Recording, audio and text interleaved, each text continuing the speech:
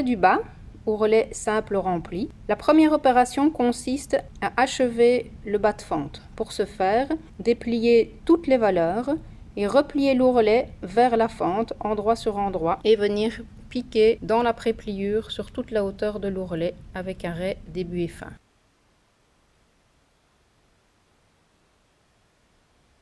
Pour retourner les valeurs de couture à l'intérieur et s'assurer d'obtenir un angle droit parfait, repliez la hauteur de la fente sur elle-même, glissez le pouce et l'index à l'intérieur de l'ourlet et d'un coup sec, retournez la valeur de l'ourlet en dégageant bien l'angle. Si besoin, glissez une pointe de ciseau à l'intérieur pour faire ressortir l'angle.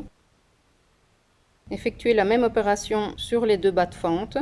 Repositionnez l'ourlet bien à plat et s'assurer que la valeur de couture ne ressorte pas de l'ourlet. Si c'est le cas, la repliez en triangle à l'intérieur. Avant de piquer l'ourlet, contrôlez que les deux hauteurs de fente soient parfaitement en correspondance. S'il y a un décalage vers le bas, il faut dépiquer un des deux côtés de la fente et repositionner à même hauteur.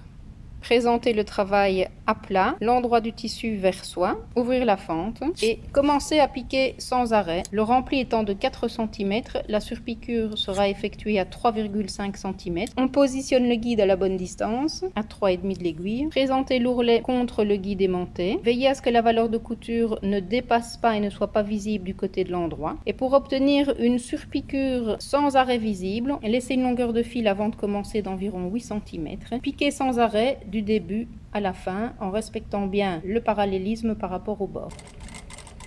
Contrôlez la jonction des coutures au fur et à mesure et toujours bien caler avec le pouce et l'index.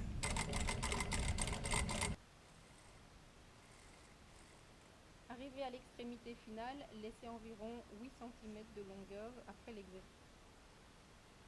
Pour nouer les fils, procédez de la manière suivante. Désolidarisez les deux fils canette et ourlet et du côté de l'envers, tirez sur le fil de canette jusqu'à ce qu'une petite boucle apparaisse et faire revenir le fil de la bobine du côté de l'envers.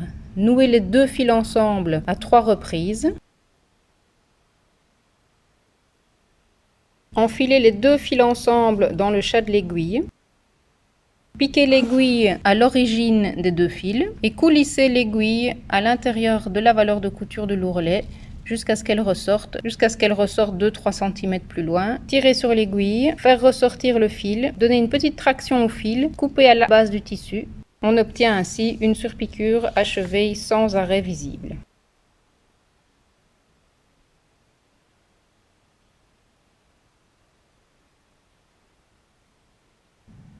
Pour surpiquer la hauteur de la fente côté endroit, présentez le travail au pied presseur en veillant à nouveau à laisser les fils environ 8 cm pour ne pas faire d'arrêt visible dans la surpiqûre. Dans ce cas, surpiquez à la largeur du pied presseur, la hauteur de la fente, longueur de la surpiqûre 3 points au centimètre. Arrivez à l'extrémité de la fente, plantez l'aiguille, tournez le travail pour obtenir un angle droit parfait.